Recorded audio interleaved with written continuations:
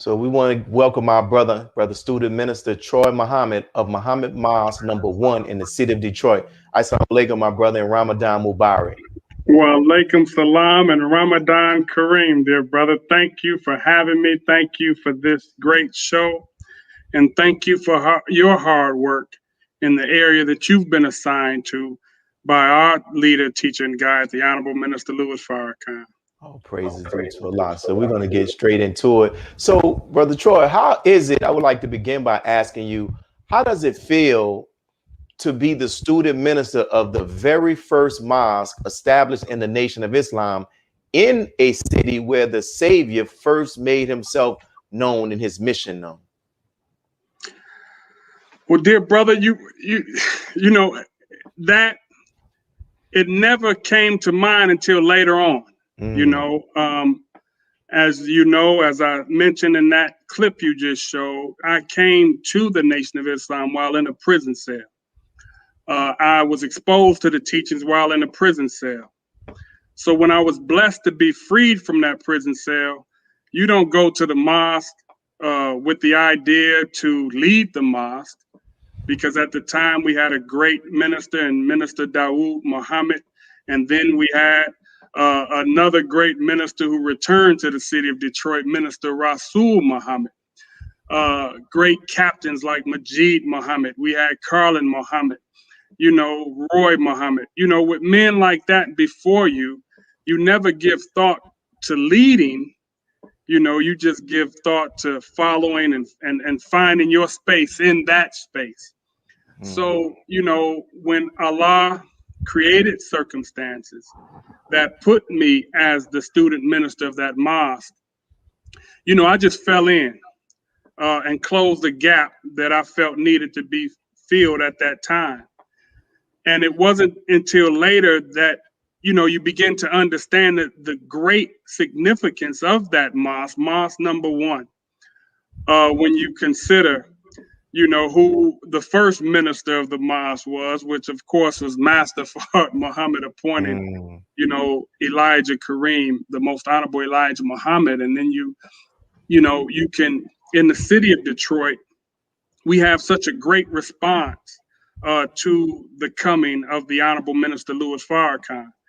And you start to learn that it's so many families that were affected by Master Fard Muhammad when he walked the streets in Detroit, that Islam is all over this city, man. All they need is the right chord to be hit and they come on out, man. So, it's an honor to be working in the mosque established, the first mosque established in the Nation of Islam. It's an honor. It's a blessing, man. And, when I look back on everything, it's no way I can articulate what happened and how it happened, man. I can just say, praise be to Allah. Yes, sir. And praise be to Allah. And if you can share with us, with our listening and viewing audience, some of your life before accepting the teachings of the Most Honorable Elijah Muhammad, especially starting at the age of 15 and leading up to the age of 17, where you were facing a pretty heavy sentence. Yes, sir. And it was just that time in Detroit, man. It was a time, I had great parents. I was raised by my grandparents, actually. So I had a bit of a balance in that aspect. We grew up in a time where, crack cocaine was the thing, and it made it easy for young men like myself and other young men in the city of Detroit to get involved in this trade. Not that times were so hard or anything like that we had to, but, I had a cousin who was doing it. He exposed me to it. It was so easy to do that we started doing these things. And, I was always bigger than all of my friends. I always had 2 feet on all of my friends. So, in one sense, as I was coming up, I became a defender of my friends against bullies. And I carried this mentality into the drug trade, where I was supposed to be this tough guy. And it came a point where I was pulled over by law enforcement.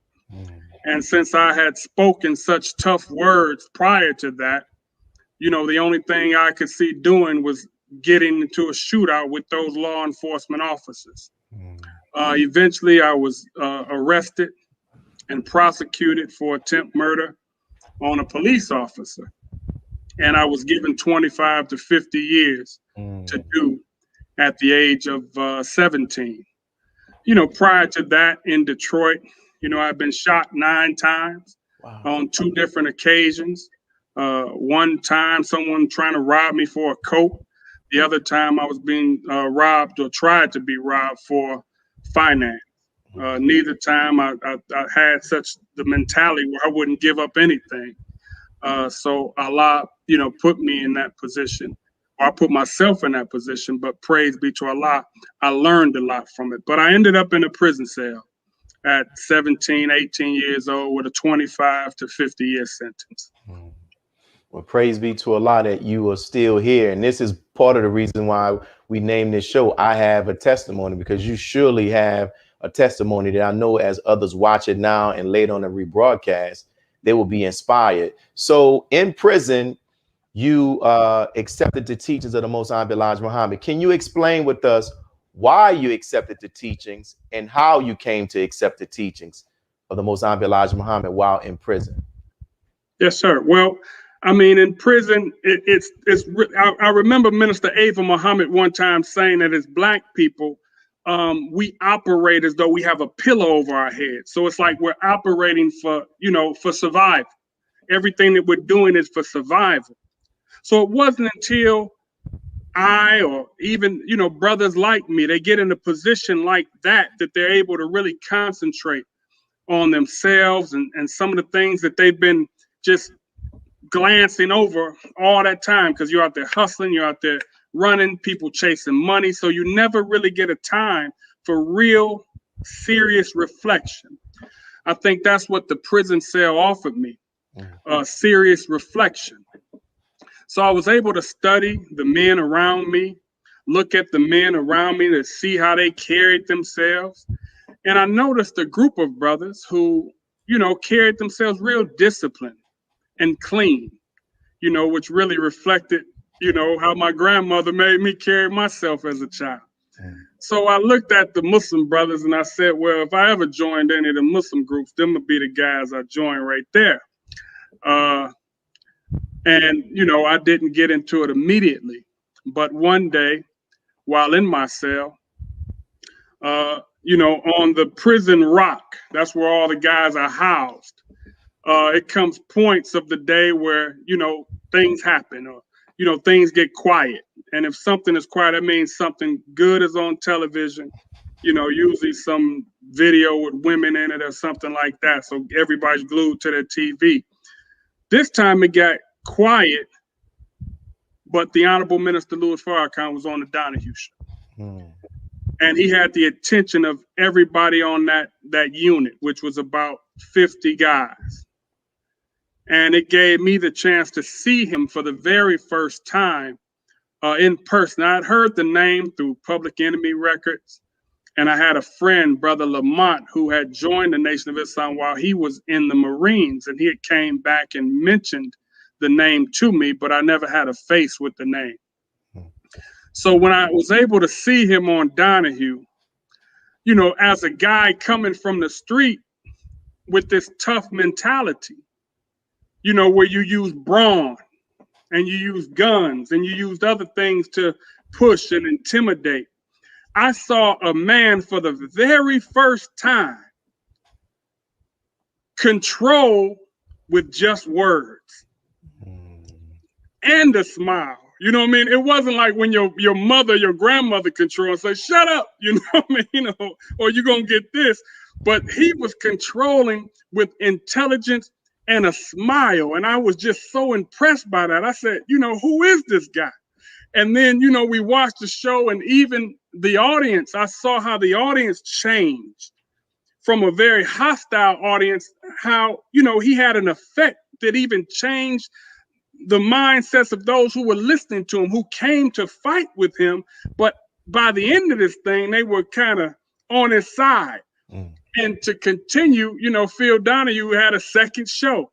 So watching that second show, man, it just blew my mind because I'd never seen not just a black man, but I'd never seen a man like that. And for him to be black with that power, I said, man, I got to go over to this service to hear some more of this man right here. And that was it, man. That was the day I made the decision, and I haven't looked back since. Praise be to Allah. Well, we're coming up on our first break, but we have 3 more minutes, and so I will use this time.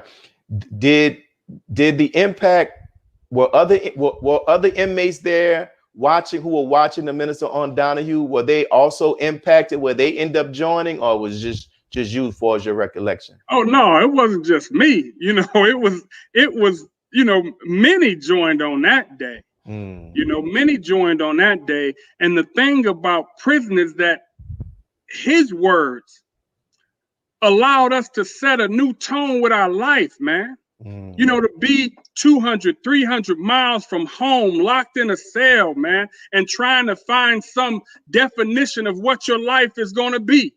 Because you're sitting in there. We were at a prison that they call Gladiator School, where everybody in there was 17 and up, but they had over 20 years to do. So it was like a hopeless environment. But the minister's words and his representation gave men who had no hope. Gave men who had no plan, you know, the idea that they could have a plan. You know, because some of these guys, we write our letters home, getting no response. We call, collect, getting no response. And it's like, okay, what do I do now? I could either fall into this system and become just total gangster and make this my life, or I could strive to be better. And the minister's words, the Honorable Minister Louis Farrakhan's words, the teachings of the Most Honorable Elijah Muhammad, made a lot of men decide to do better and be better, man. Praise be to Allah. Thank you for those wonderful responses. We're coming up on our first break, brothers and sisters. So we're going to pause for these brief announcements, and we'll be back with our brother, Student Minister Troy Muhammad. Be a part of the force that powers truth in journalism. Your support helps us to highlight solutions for a brighter tomorrow. Go to nnvnews.com/donate. Asiatic Minds, online education, helping our children to discover their God-given skills, gifts, talents, and passion that will allow them to see their greatness, as well as the greatness of our people, and upon discovering that greatness, infusing them with the desire to use it for the betterment of themselves, their families, our people, and the world. Call now, 502-219-4848. This is Sister Sajda Muhammad. We are proud to announce that the Sajda House commemorative Elijah coins are finally here. This priceless heirloom, made from recycled copper from the messenger's home, is now available at sajdahouse.com. The hashtag Bank Black social media campaign made strides not only in revolutionizing how we bank, but also how we think. The movement inspired thousands of African Americans across the country to transfer or deposit millions of dollars into Black-owned banks. These are banks that will invest in urban communities, employ African Americans, support Black businesses, and inspire Black home ownership. This is a very proud moment for our culture as we are taking small, but significant, steps towards building Black power through Black wealth. Thank you for tuning in to NNV News. Please share your thoughts with us in the comments section below. Follow us on social media at NNV News, and please subscribe to our YouTube channel, National Network View. This is Clifton Muhammad with nnvnews.com.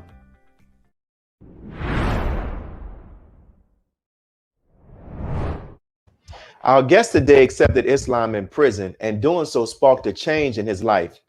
Islam, as taught by the Most Honorable Elijah Muhammad, is a positive force of change within those institutions. One of our past guests, Brother Larry X, testified of such.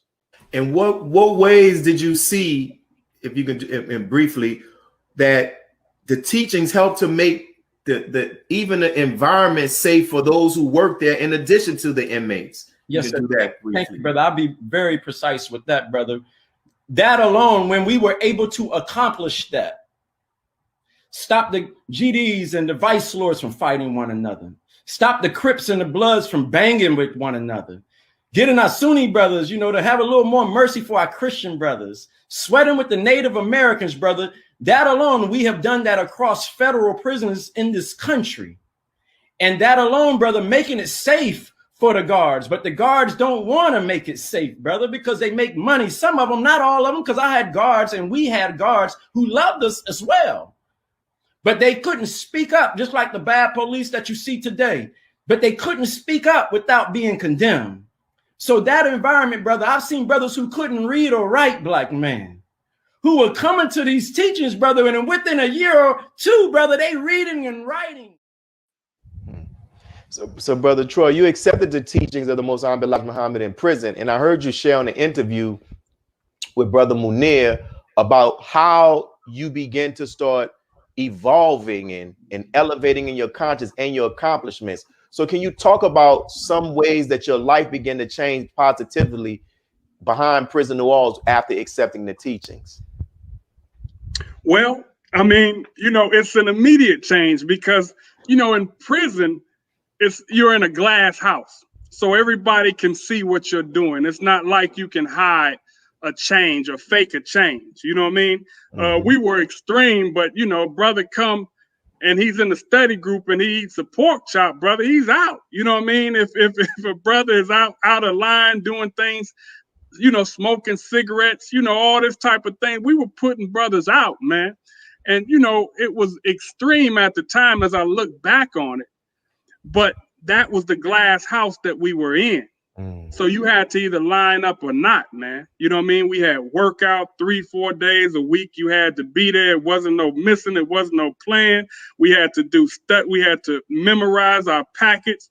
And, if any brother asks you a question and you can't answer it, you got to drop down, do push-ups at that time. So it was extreme, but it helped. It was pressure that helped develop each of us and helped us develop one another, pressure each other to be better. I thank Allah for that time period, and I thank Allah for so many who were with me during that time period. And praise be to Allah, some of those brothers have served 20, 30 years and now are out in the mosque with me right now, brother. We just had an iftar the other day, and it was about 40 brothers who were there with me at the iftar who had served time with me in the prior years, man. So praise be to Allah. You can see how he preserved so many who submitted to this teaching, man. And some of those brothers look just as young as they were when they went into prison, and even better than they were when they went into prison, because they were on drugs or using drugs, smoking weed, drinking all the time, and they come out looking new and improved and energetic, man. And praise be to Allah, I have a lot of those brothers working with me at Muhammad's Mosque number 1. In fact, when we got our new mosque, it was the formerly incarcerated who came first, man, to paint the building, to help clean the building, who, to do anything they could to contribute to us developing our new building. So, the process in there, you start to change, and you talk to your family members on the phone, and, they might question your change. But in the prison system, one thing that I can really tell you, man, I thank the Honorable Minister Louis Farrakhan, because without him and without this teaching, Brother Willie, I wouldn't be out of prison. I was let out of prison. My sentence was reduced. Okay. I went back to court for resentencing. So I had 25 to 50 to do. And it was a young brother in the prison, or an older brother in the prison, who pointed out a flaw in my paperwork. And he said, you can get back to court on this. It wasn't my lawyer. Now, the lawyer asked me, he told me I needed to go into the courtroom and plead guilty, say that I meant to kill this officer. He said, I want you to say that clearly. I couldn't say that because that wasn't my intention. My only intention was to get away that day, you know, but the lawyer tried to force me to say what he wanted me to say. I didn't. Praise be to Allah.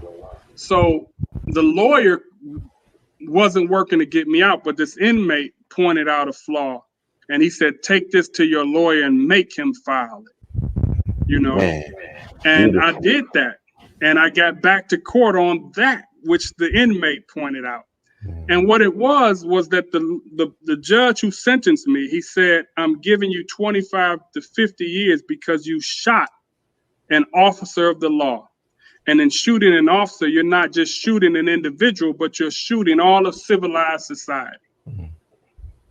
Wow. He shouldn't have said that, because he acted like an officer was any different from, you know, the average person. So that's what got me back. So when I go in front of a new judge, the new judge could say, okay, I'm going to re-sentence you just to deter others from committing a similar crime.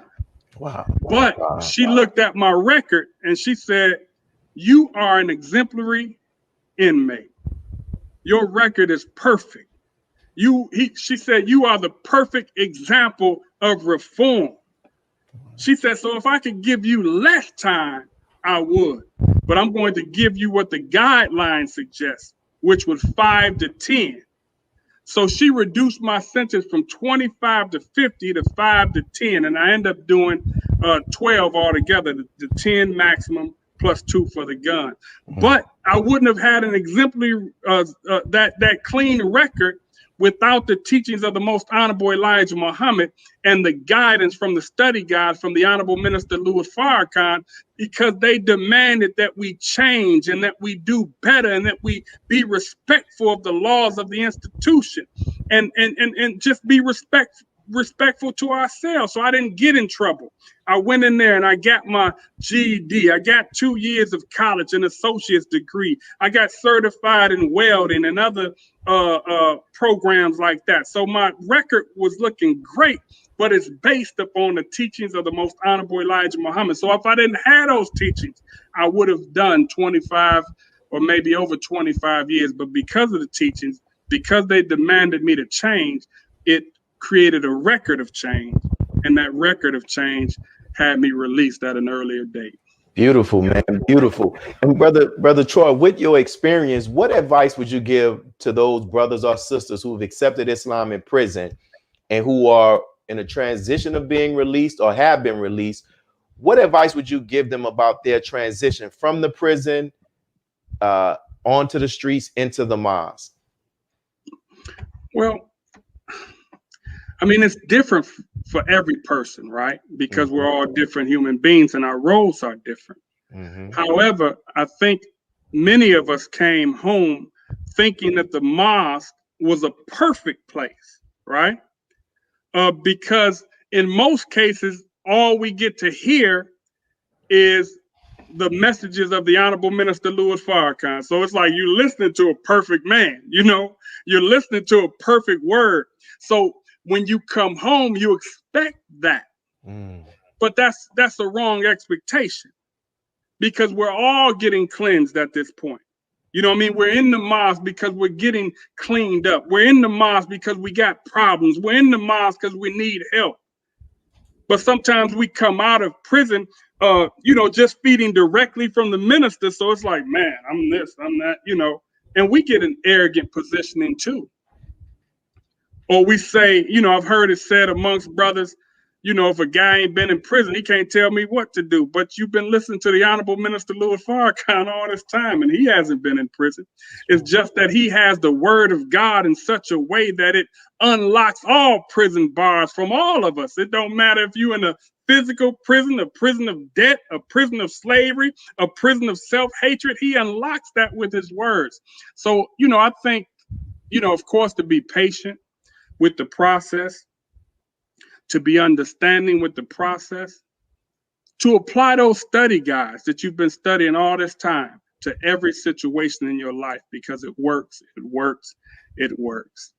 And when I go back into prisons to talk to the brothers, the first thing I tell them is, brother, I've seen the promised land, you know, and I tell you this, if I don't tell you anything else, the Honorable Minister Louis Farrakhan is exactly who we teach him to be, man. You know, it's no hoax, it's no joke, it's nothing dressed up. It's the real deal, man. We're dealing and listening to the man of God. Yes, sir. And so we're 3 minutes away from our next break, and I want to get this question. And you've given advice to those who are transitioning out of prison. What advice would you give to those in the mosque regarding welcoming our brothers and sisters who are transitioning into the mosque after serving time and being incarcerated? Again, everybody is different. So that, you know, that advice, you know, I think the main thing is just, you know, if we believe in Allah, if we believe in his Christ, if we see how patient Allah is and understand his patience with us, the God who's given us everything but has asked for nothing in return, except for our submission. But he doesn't even cut us off if we don't submit, because the unrighteous get rain and sun and, you know, and they have life. So he doesn't even cut us off at that point. We have to understand grace, right? Because grace is something that we've all been given with. Just when we began to breathe life, we got grace. And we haven't earned it. In fact, we've done so many things to say we don't deserve it, but Allah is still the most gracious and most merciful when it comes to us. So we should try to demonstrate grace and mercy and patience with anybody, not just brothers coming from prison, but anybody who decides to come to the mosque, you know, and accept this teaching. You know what I mean? Because it's a process. We weren't, you know, brought up on this. We're just learning it. And it's like, man, I want to learn. I want to try. So let's be patient with them, as the Honorable Minister Louis Farrakhan has demonstrated a great patience with all of us. Beautiful, brother. Brother Troy, you have a very infectious spirit, man. And I can sense it. And I can see why you are such an attracting power with those that you come in contact with. So we're going to pause for our next brief announcements, and we'll be back with more of this interview with our beautiful brother, Brother Troy Muhammad. Be a part of the force that powers truth in journalism. Go to nnvnews.com/donate.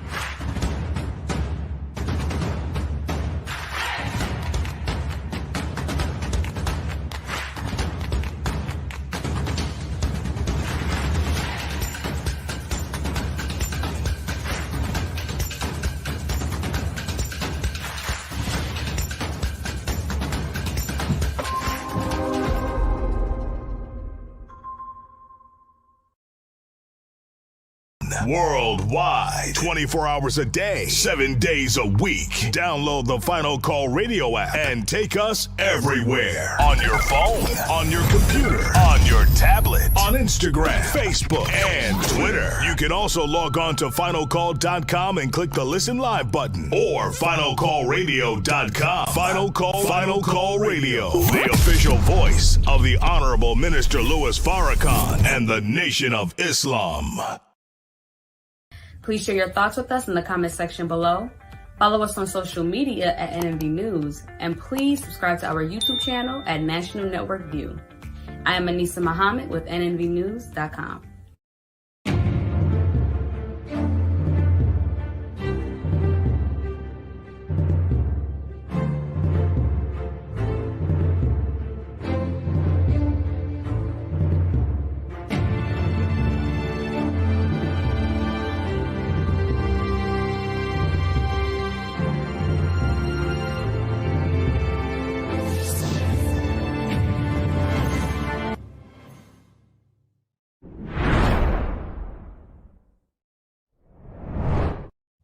The great significance of the Honorable Minister Louis Farrakhan is something that cannot be denied. Last week, our national student imam, Brother Sultan Muhammad, shared with us the minister's significance to the Islamic world. The Honorable Minister Louis Farrakhan is a demonstration of Muhammad in modern times. So for the Islamic world to see a bold representation of freedom, justice, and equality in one of our own who has grown up here under the foot of oppression of our open enemies in this government that has generation after generation destroyed our people and are continuing to do so. He speaks truth to power. It is Muhammad, peace be upon him, that said, the greatest jihad is to speak truth to a tyrant.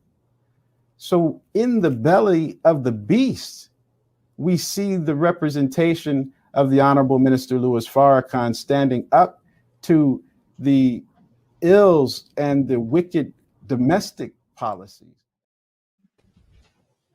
And we're back with our Brother Troy Muhammad. We'll get right to it. Brother Troy, you've had the opportunity to be with the Honorable Minister Louis Farrakhan on many occasions and receive guidance from him on many topics and circumstances. Can you take a moment for us and reflect on some of those interactions, if you can, and share with us one or two of the most profound pieces of guidance that the Honorable Minister Louis Farrakhan has shared with you during some of those interactions? Man, after that last question, we were talking about grace and the last Savior's Day that we had here in Detroit, the unraveling of a nation, which was, I mean, man, that's major to consider everything that happened after he closed that lecture. But the night before, I believe it was, I was blessed to be at dinner with the Honorable Minister Louis Farrakhan, and he was discussing with those who were present the title of that lecture, The Unraveling of a Great Nation. And he mentioned that he was considering a different title. And the title that he mentioned to me was from the words of Jesus when he was on the cross. He said these were the most significant words that Jesus uttered. And it was, forgive them, for they know not what they do. When I consider grace and I consider mercy, and as you mentioned, those who are incarcerated and those who are coming to the mosque and those in the community, you have to get to the point where you say, forgive them, for they know not what they do. When you see all of the things that are going on in our world, man, amongst our people in particular, and then you consider that we've been raised by our enemy, man. And that didn't just stop when slavery stopped, but when you look at the TV, you listen to the radio, you see all the things that are going on, we're still feeding off of his mind, man. So we can't just walk past them and condemn them for what they're doing. That's why he said these are the most significant words. Forgive them, for they know not what they do. But we walk and we judge and we judge and we judge and we turn away or we mock or we ridicule, not considering that those of us who know or think we know, it was a time that we knew not as well, man. So it's a healing process that has to take place. And, you know, that was profound to me because it was coming from the Honorable Minister Louis Farrakhan, man. You know, a man who, you know, he's done so much for so many of us. And he's asked, you know, just get right, you know, just be better.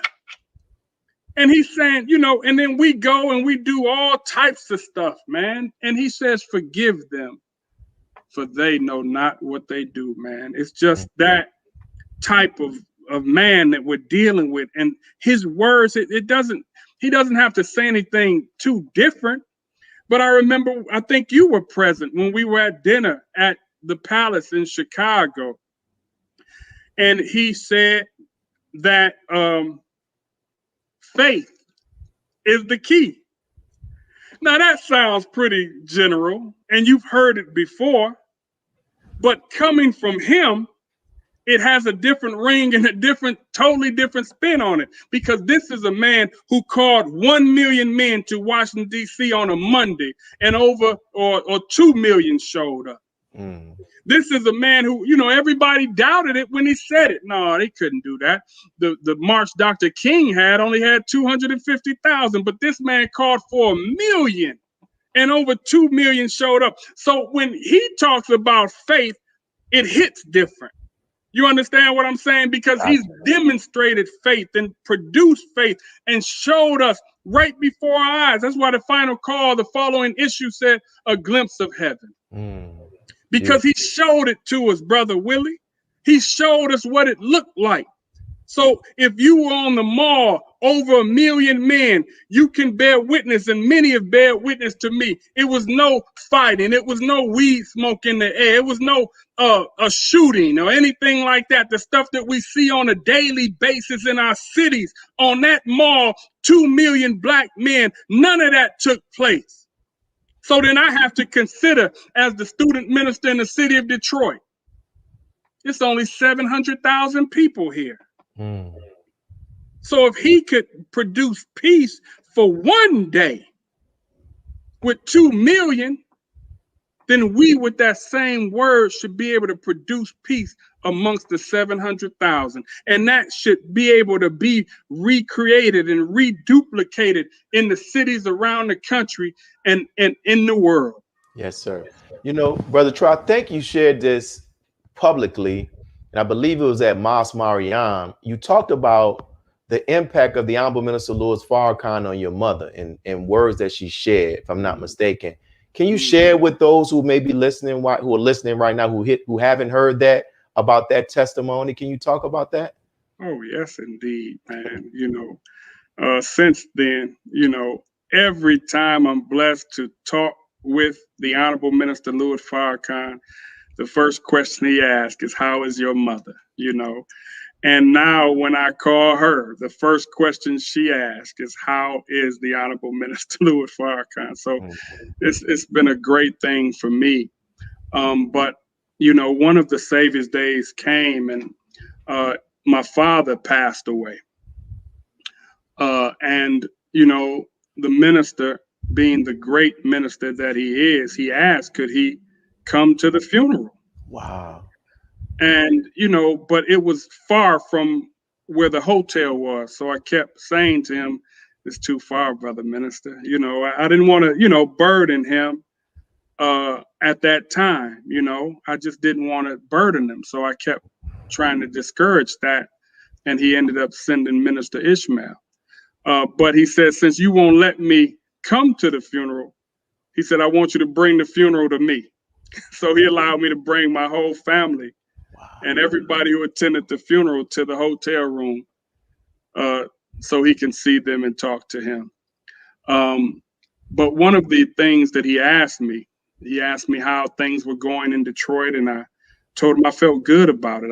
I feel good about, our acceptance rates and my ability to speak to people and help people through their issues. I said, but I have one problem. I can help a lot of people, and a lot of people are saying I'm helping them. But my mother, she's been drug addicted for years, and I just can't seem to get through to her. And then he looked at me and he smiled and he said, leave mom to me, And so I brought her there that day after the funeral, because I felt with my father dying that it would really make her have a turn for the worse. So it was a blessing to be able to bring her there that day. And as he was greeting my family, I saw him take her, and they walked off to the side a bit, not far, but I saw him saying words to her, specific words to her that I couldn't hear, but I saw that she was very engaged in what the Honorable Minister Louis Farrakhan was saying. And, everybody left at a certain point. And then the next day on Facebook, you know, I saw my mom, you know, she used to make these good morning Facebook friends posts and stuff like that, which was always funny to us. But she made a post that said, I feel like I met Jesus. And this was before, you know, we were saying it like that, right? And after that meeting, my mother hasn't had the drug problem that she had for 20, 30 years prior to that. You know, so I'm proud of that. And it was just that meeting with him that affected her in a way. And, you know, she's still engaged with his spirit. And again, he always asks about mom when he talks to her. So, you know, it's been a blessing to me to see. In fact, I have a Facebook picture of me and her up today with her holding Message of the Black Man. So, you know, it's just a beautiful thing when that word can come in and affect the family. Especially your mom, man. And we have 2 more minutes before this next break, but I want to ask you this. Were you able to relate that change in your mother back to the Honorable Minister Louis Farrakhan and her words? And if so, what did he say quickly in these 2 minutes? Well, I gave the testimony at Savior's Day. So he knew it, you know, and again, like I said, every time that I'm blessed to talk to him or be in his presence, he asks about mom to see how she's doing and everything like that. So, you know, I'm sure he knows the power and the significance of his word, man, because the words of the most honorable Elijah Muhammad helped change him. So he knows the word is real. And if it's given to the right heart at the right time, the transformation can take place. So, you know, I always give him the report that mom is doing well. And, you know, he smiles, that beautiful smile that he has, man. So I'm happy, man. I'm so happy. And again, honored to be on the show with you, called I Have a Testimony. And as you can see, I don't know if you can see the comments, but people are thoroughly enjoying this interview, and I'm enjoying it in your spirit. We're approaching our last break, and we'll be back with our Brother Troy Muhammad. Be a part of the force that powers truth in journalism. Your support helps to combat false media. Cash App NNV News. Greetings from National Network View. This week's Final Call cover story headline memorializes the late, great DMX. Last week, DMX's life was celebrated at the Barclays Center in Brooklyn. Large crowds gathered to honor the legend. They were there to remember a man who wasn't afraid to express his pain with the world. The Honorable Minister Louis Farrakhan spoke via Zoom to the large audience. He delivered words of comfort, wisdom, and guidance to everyone under the sound of his voice. DMX will live on. This FCM volume number 29 edition features the middle page article as a transcript of what the Honorable Minister Louis Farrakhan said at the memorial. To read more, subscribe to finalcalldigital.com and tune in to the all-new Final Call Radio. This is the nnvnews.com Final Call cover report. He anointed our head with oil till our cup runneth over. He who, Master Farrakhan, Muhammad, that is he.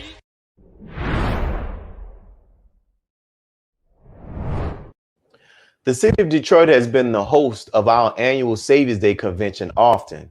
The community and city officials often welcome us with open arms. Members of the Nation of Islam gathered downtown today to see Minister Louis Farrakhan up close.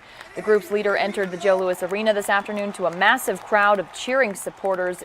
In Detroit, the Nation of Islam annual convention is Farrakhan's keynote remarks, and he wrapped up a weekend of workshops from religious and political leaders all around the country. The movement was founded in Detroit, but is now based in Chicago.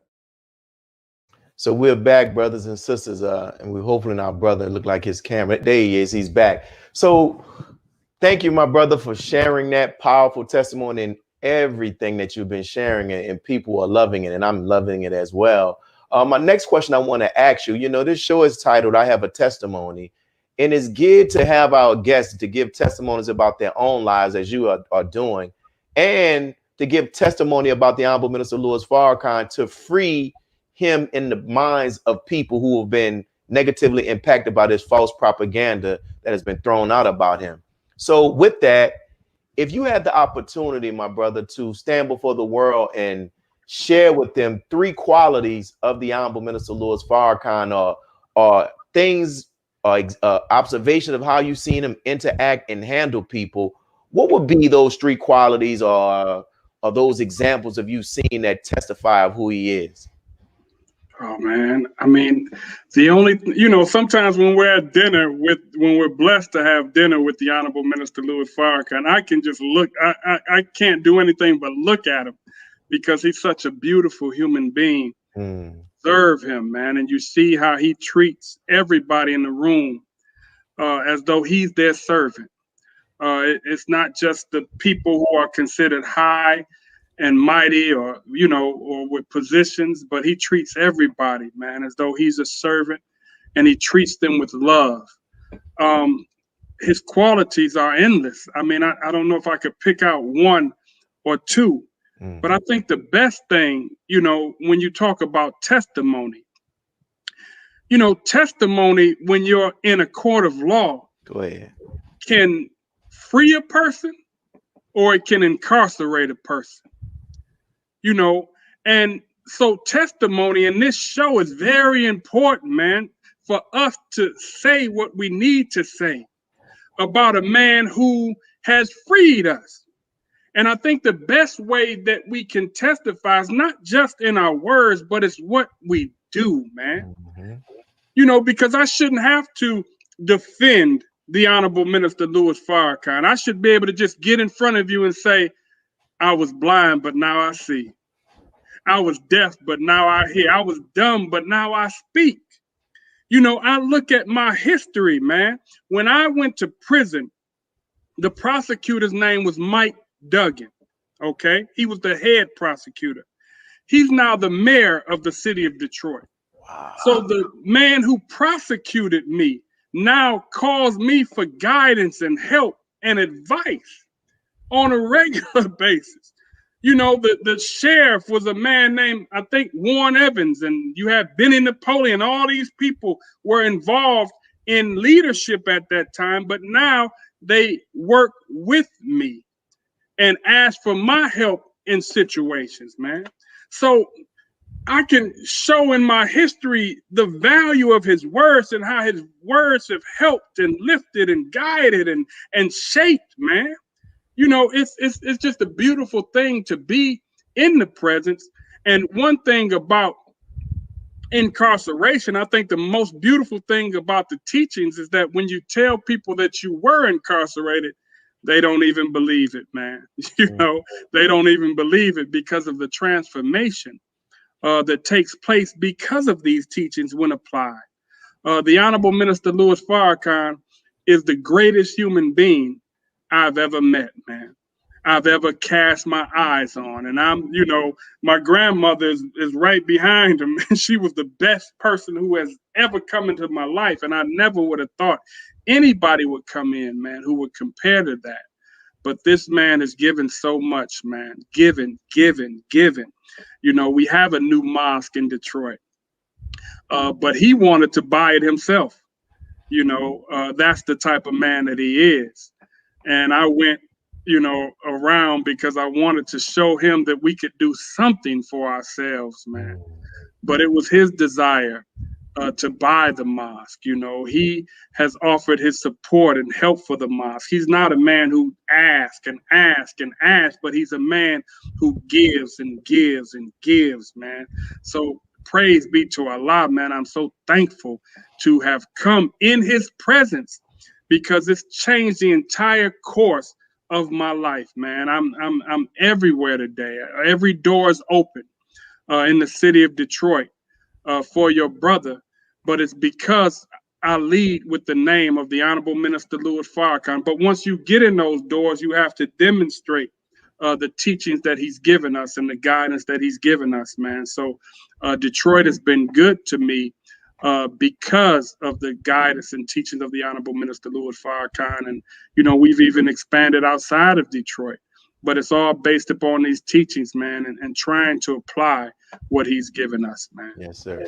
And Brother Troy, how did you become appointed as the student minister of Muhammad Mosque #1? Man, I don't know. I have no idea. I was just, when I was in prison, brother, this is a story that we just came across. We were sent to what's called a maximum security facility because we got into an assaultive situation. I didn't do it. It was another brother. So they locked up our whole group of believers, which was about 80 brothers, and they sent us all to maximum facility prisons. So I get to the maximum facility that I was going to. And when you get there, they tell you, okay, you got to go in that cell, go get you a mattress and sheets, and then they throw you in the cell. Once you get in that cell, you're going to be in there in the maximum security for 23 and a half hours a day. So I was in a cell for 23 and a half hours a day for 2 years.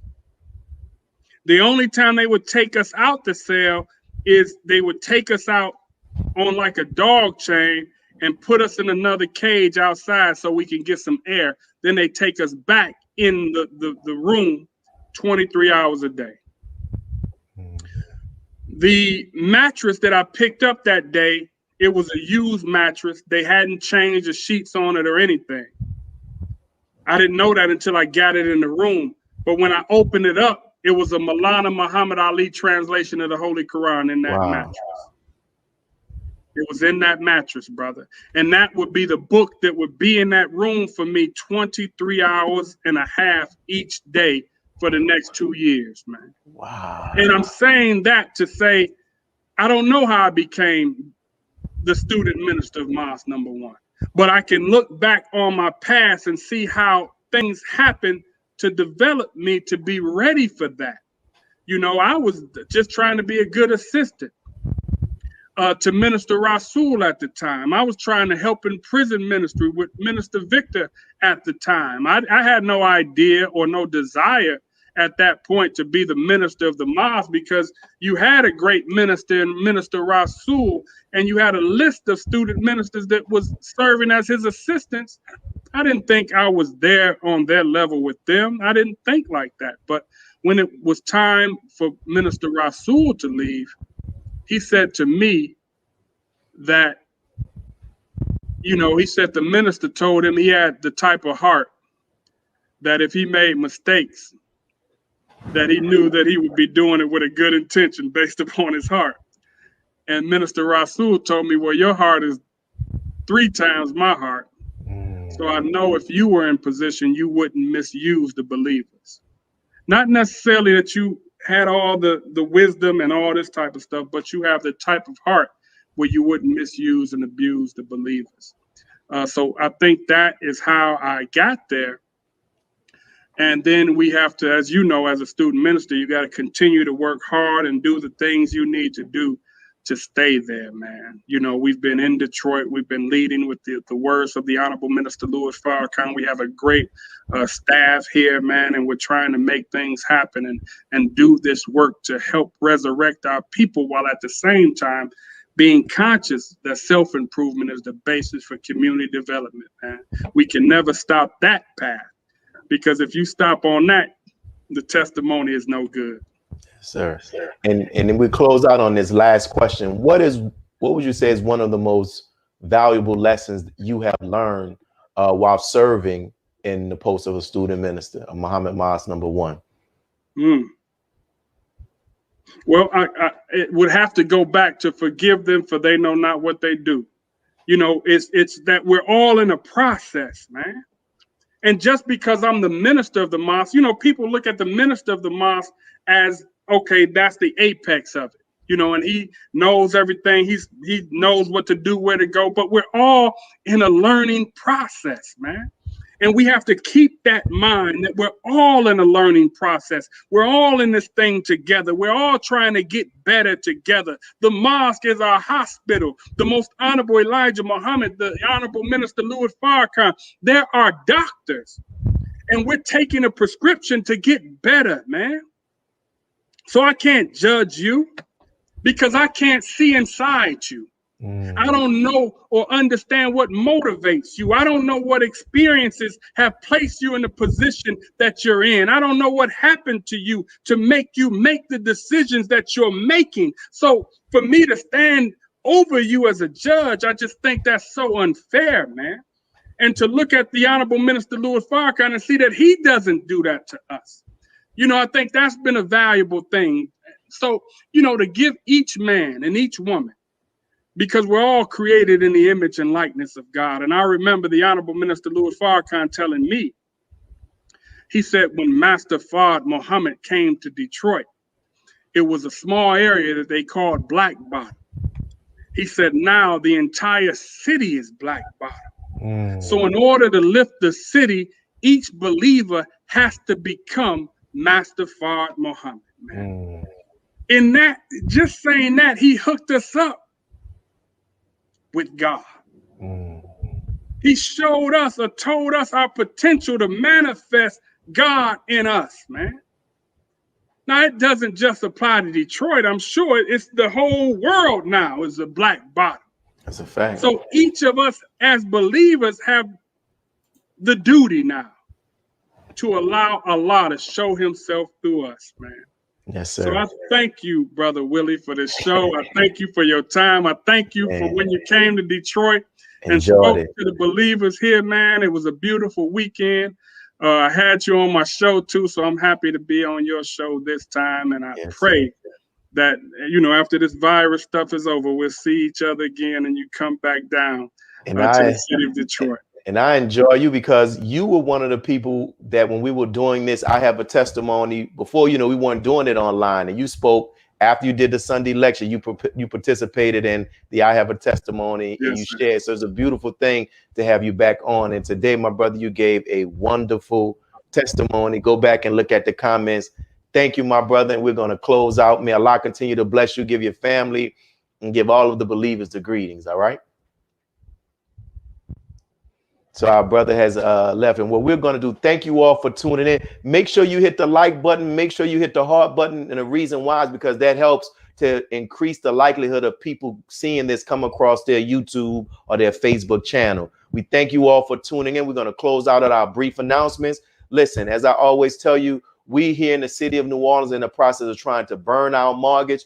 Please make sure you give a donation. You can go to Cash App. You can go to PayPal. You can reach out to us on social media. We can tell you the address where you can mail a copy. You can mail whatever you want to give. And also we can send you the flyer that you can post. And we would greatly appreciate that. In addition to that, brothers and sisters, I don't know if you have the flyer.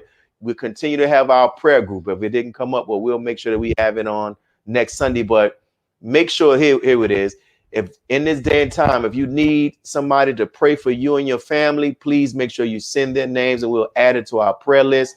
Thank you all for tuning in to NNV News Network. Make sure you tune in Mondays through Fridays at 5 p.m. Central Standard Time to see our daily